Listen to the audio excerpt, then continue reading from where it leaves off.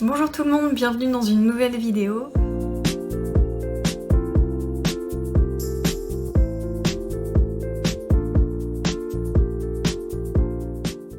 Tout d'abord, je tenais à m'excuser pour dimanche dernier et le fait qu'il n'y ait pas eu de vidéo. Tout simplement, j'étais encore à Marseille. J'y suis restée plus longtemps que prévu à cause des grèves. Soit dit en passant, ça m'a pas dérangé puisque j'ai pu profiter plus longtemps de mon amoureux. Et du coup, j'ai pas eu le temps de filmer, j'ai profité de lui, donc c'est pour ça qu'il n'y a pas eu de vidéo tout simplement. Mais aujourd'hui, je vous retrouve pour un concept de vidéo que j'ai vu sur la chaîne de Lolifant, c'est elle qui a créé ça. Du coup, je vous mettrai le lien de sa vidéo et de sa chaîne en barre d'informations. Mais je l'ai vu aussi sur différentes chaînes comme Pepper Palace et Plop par exemple. Du coup, ça va consister à parler de comment je lis et un peu mes habitudes de lecture. Enfin, je vais essayer de mélanger un petit peu tout ça. Et en premier lieu, je vais vous parler de comment je constitue ma wishlist, comment un livre arrive à capter mon attention. Et tout simplement, c'est 95% du temps grâce à Booktube, parce que je regarde énormément de vidéos, mais genre vraiment beaucoup. Mes proches peuvent en attester, je regarde énormément de vidéos sur YouTube. Et je regarde énormément de contenus différents, mais Booktube aussi fait partie en grande majorité de ce que je regarde. Donc ça peut aller d'une simple couverture que je trouve jolie, je suis très sensible aux couvertures. Si une couverture je la trouve moche, le livre va pas m'attirer, enfin bref. Après, il y a des créateurs et créatrices que j'aime beaucoup, qui ne lisent pas forcément la même chose que moi, mais j'aime quand même regarder leur contenu parce que je trouve ça intéressant d'avoir d'autres livres qui, je sais que je ne le lirai pas, mais j'aime bien avoir leur avis quand même. Mais après, il y a des créateurs, plutôt des créatrices d'ailleurs, j'ai 2 créatrices en tête qui lisent des choses qui m'intéressent plus, enfin en tout cas qui sont plus proches de ce que je lis. Du coup, je pense à L'ivresse de lire des livres, voilà, je vais y arriver. Et Mrs. Bookermond, j'aime beaucoup leurs 2 chaînes YouTube et tout simplement j'aime beaucoup ce qu'elles font. Après, je travaille en librairie, en job étudiant, et du coup il y a certains de mes collègues aussi qui me donnent des conseils, ou d'autres fois je passe dans le rayon et je trouve qu'un livre est beau, ou quand je range des livres je lis les 4e, enfin... Il y a aussi ce petit aspect-là. Par exemple, j'aurais jamais lu Traduire Hitler de moi-même si je l'avais pas vu en rayon et si une de mes collègues ne m'en avait pas parlé. Le travail en librairie est assez traite parce qu'on a très souvent envie d'acheter, mais je ne le fais pas. Je note au fur et à mesure ce que j'aime, je les ajoute sur Goodreads et ça aussi c'est du coup le dernier aspect de constitution de ma wishlist, c'est Goodreads, les recommandations de livres qui peuvent se faire après certaines de mes lectures. J'en parlais dans la dernière vidéo, enfin dans l'update lecture de février. J'ai voulu lire des romans japonais pour me remettre un petit peu à la lecture. Du coup j'ai regardé les propositions que me faisait Goodreads par rapport au Mémoire d'un chat, un livre que j'avais beaucoup aimé.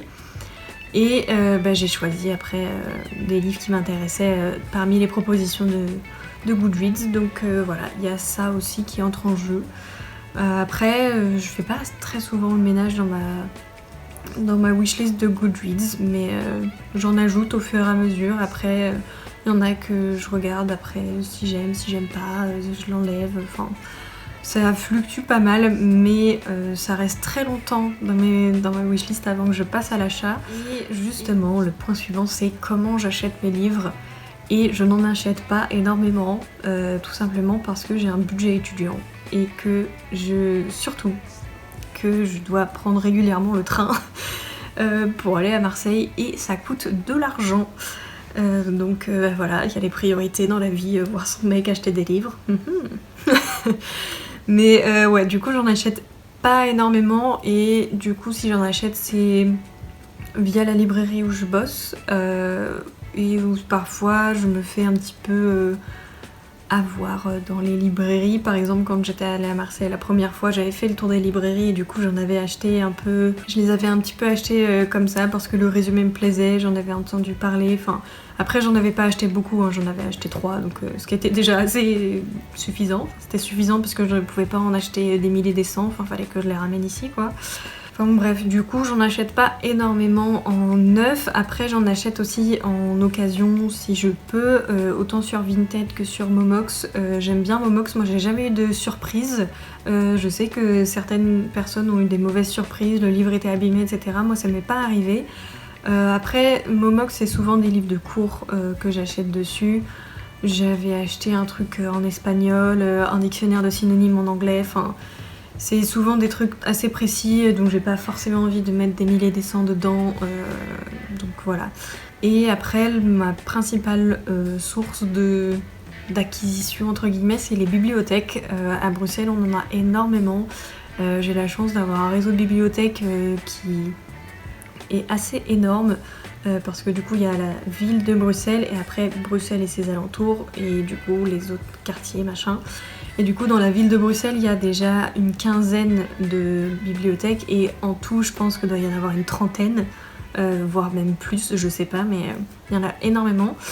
Du coup, on a j'ai beaucoup de livres qui sont à ma disposition et que je peux emprunter assez facilement. Enfin, ma pile à lire de Mars au féminin, je vois que j'en ai emprunté 1, 2, 3, 4, 5, 6...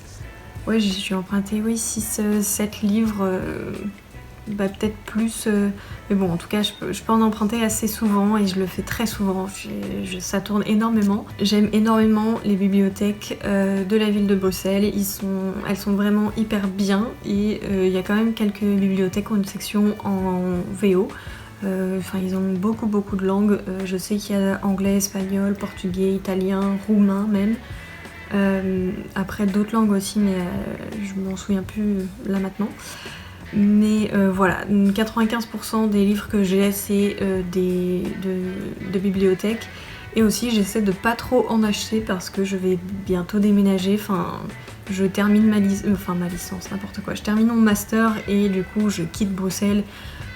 Du coup, je vais devoir ramener toutes mes possessions, toutes mes affaires et donc tous mes livres chez mes parents dans un premier temps et après les emmener à Marseille. Donc j'ai pas trop envie de m'encombrer de 1001 livres. Déjà, j'ai fait un premier déménagement d'un appartement à Bruxelles à l'autre et j'avais emmené avant tous les livres lus que contenait ma bibliothèque chez mes parents. Et là je me dis que ça va être sympa parce que j'ai beaucoup de dictionnaires, donc je préfère pas y penser et c'est pour ça aussi que j'essaie de pas trop en acheter non plus. En ce qui concerne ma pile à lire, je crois que je l'avais déjà évoqué quelque part, mais j'aime pas avoir une pile à lire très conséquente. À l'heure actuelle, j'avais compté, j'en ai à peu près 25-30 livres en pile à lire. Et ça me convient très bien. Après, il y en a beaucoup, ce sont des classiques. Du coup, ça me dérange pas de les avoir en accumulé comme ça, parce que il faut quand même s'y plonger dans un classique. C'est un peu plus compliqué qu'un livre contemporain. Mais après aussi, j'ai une pile à lire de VO que je vous avais présentée dans une vidéo. Enfin, ma pile à lire n'est pas excessive et ça me va très bien parce que j'aime acheter un livre et le lire dans l'instant. C'est ce que je fais actuellement. J'ai reçu il y a très peu de temps, le paquet est arrivé quand j'étais encore à Marseille, donc mon amie qui gardait mon appartement et mon vieux couscous qui fait dodo, du coup l'a récupéré pour moi et c'était les deux autres parutions des éditions du Relevant, La Duchesse de Buckingham et Descendre sur tes mains, donc j'ai commencé hier. Du coup hier pour moi c'était mardi, j'ai commencé La Duchesse de Buckingham. Enfin voilà, j'aime lire des livres dès que je les achète si je peux. J'ai pas beaucoup de pales et ça me va très bien. Et enfin mon rythme de lecture et comment je lis en règle générale, plutôt vraiment la lecture en tant que telle. De ce que j'ai pu un peu voir sur mes carnets de lecture, je lis environ 4 romans par mois et ça peut aller à beaucoup plus si je lis des graphiques, donc manga, bande dessinée, romans graphiques, etc. Mais c'est environ 4 romans par mois. Du coup ça fait un roman par semaine, mais après parfois je lis un roman par mois, parfois j'en lis pas, parfois j'en lis beaucoup plus. Ça fluctue aussi pas mal avec ce qui se passe dans ma vie, si j'ai beaucoup de travail à la librairie, sur mon mémoire. Après j'ai la chance aussi, j'ai la chance, tout est relatif, mais du coup je suis en relation à distance et mon copain, comme vous l'aurez compris, habite à Marseille. Ce qui fait que je prends assez régulièrement le train, même aussi pour rentrer voir ma famille qui habite dans l'ouest de la France. J'ai énormément de trajets de train depuis ces dernières années. Je suis une grosse habituée de la SNCF, donc je prends énormément le train et dans le train j'ai le temps de lire et souvent je fais des très longs trajets. Typiquement Bruxelles-Marseille c'est 5h30 de train, donc j'ai le temps de lire pendant une assez longue période. Après j'aime bien lire sur mon canapé que je regarde juste maintenant. Aussi je lis dans mon lit. Après j'ai tendance à piquer du nez très vite quand je lis dans mon lit, mais j'aime quand même bien parce que Couscous est à côté de moi et on ronne et c'est trop bien d'avoir j'allais dire un petit chat, non, ce gros chat à côté de moi qui ronronne. Mais voilà, donc j'ai un rythme de lecture qui est pas très soutenu, je lis quand même parfois assez vite. Si vraiment je suis très absorbée dans un roman, je peux le lire assez rapidement et je prends en général environ 4-5 jours à lire un livre, donc c'est ce qui est pour moi ce qui me va très bien, comme ça je peux profiter un peu du livre aussi. Et dans une seconde partie j'ai envie de rajouter quelques petites questions un peu comme ça, parce que je viens d'y penser. Mais j'avais vu quelques questions sur, je sais plus trop où d'ailleurs. Alors j'utilise un marque-page quasiment à chaque fois, je n'aime pas trop utiliser des tickets de caisse, des trucs comme ça, j'aime bien que ce soit un marque-page, un vrai. Et j'en ai pas beaucoup de très jolis malheureusement, il faudrait que j'investisse pour en avoir des jolis. Et après aussi j'avais lu si je pouvais lire plusieurs lectures ou non, et en règle générale j'en lis qu'une seule, ou sinon j'en commence plusieurs mais j'en lis toujours une à la fois. Enfin, après je mens, hein, ça dépend un peu, parce que là du coup j'ai commencé La Duchesse de Buckingham mais en même temps je lis Educated, mais là c'est encore différent parce qu'il y a un livre en anglais, un livre en français. Après je lis énormément de webtoons, donc il y a beaucoup d'histoires différentes. Mais ouais, j'en lis, je me concentre souvent sur une.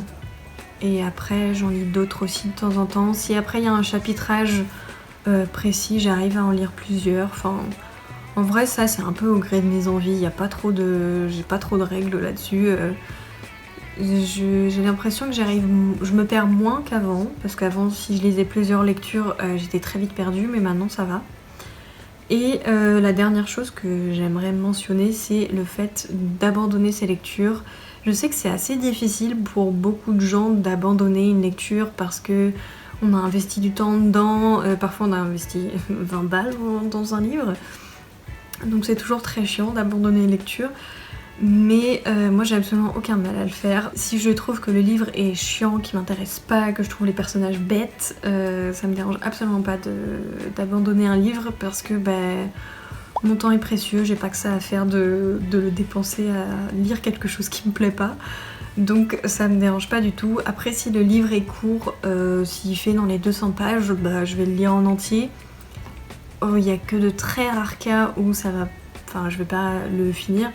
Mais par exemple ma dernière déception en date, c'est Les gens de Bilbao Neswilvel, et je l'ai lu jusqu'à la fin parce que déjà c'était un cadeau de la maman de mon amoureux, et aussi parce qu'il fait 200 pages, le sujet m'intéressait aussi, donc en soi j'ai pas eu trop de mal à le finir. Mais si ça avait été comme dans la première partie, à être des faits qui m'intéressent pas forcément, une écriture que j'aime pas, tant pis, je l'aurais arrêté.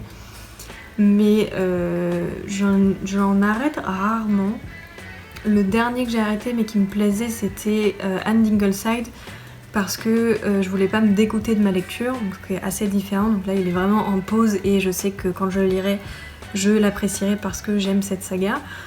Et après je trouve que, je connais assez ce que j'aime pour me diriger vers des trucs qui me font envie à chaque fois et qui...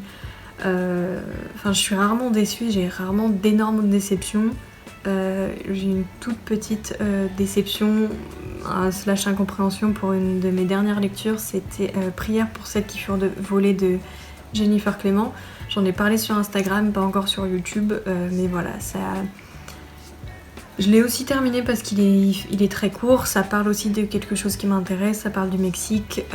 C'est un pays que j'aime beaucoup et qui a un sentiment un peu particulier à mes yeux parce que j'y ai vécu pendant 5 mois. Enfin, j'ai longuement étudié son histoire à travers mes études, donc j'étais contente de lire quelque chose qui se passait au Mexique, mais l'histoire en elle-même m'a pas transcendée. J'ai souvent été perdue et j'étais très mitigée sur ma lecture, mais pas au point non plus d'abandonner le truc. Enfin, voilà. J'abandonne rarement des livres, mais c'est aussi parce que je sais choisir mes lectures et ce qui me plaît.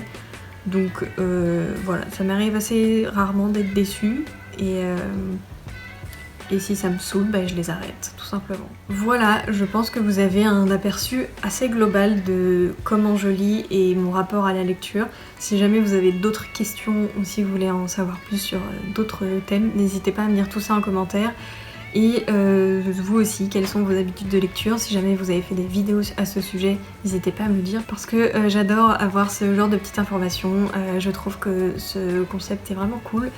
Donc voilà, n'hésitez pas à rechecker la barre d'infos, j'aurai mentionné toutes les personnes dont j'ai parlé dans cette vidéo, tout sera dans la barre d'infos. Voilà, donc je vous retrouve très vite pour une prochaine vidéo. Salut!